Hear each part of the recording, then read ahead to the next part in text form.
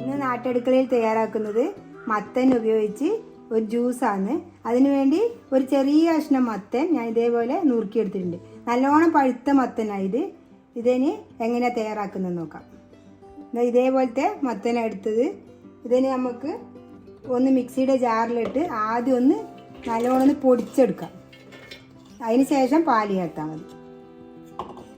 ഇതുപോലെ വെള്ളം ചേർക്കാണ്ട് അരച്ചെടുത്തിട്ടുണ്ട്. ഇതേ പരുവത്ത് കിട്ടിയിട്ടുണ്ട്. ഇനി ഞാൻ എടുത്തിരിക്കുന്നത് 4 അണ്ടിപ്പരിപ്പ് കുതിർത്ത് വെച്ചതാണ്.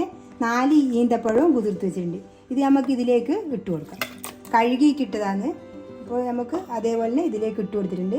ഇനി ഞാൻ എടുത്തിരിക്കുന്നത് 1 കപ്പ് പാലാണ്. ഇത് ഞാൻ തണുത്ത പാലായത്. ഇത് ഒഴിച്ചു കൊടുക്കാം. ഇതിന് നന്നായി അടിച്ചിട്ട് വരാം. ഇത് നന്നായി അടിച്ചെടുത്തിട്ടുണ്ട്. ഇത് നമുക്കൊരു ഗ്ലാസ്സിലേക്ക് മാറ്റി കൊടുക്കാം.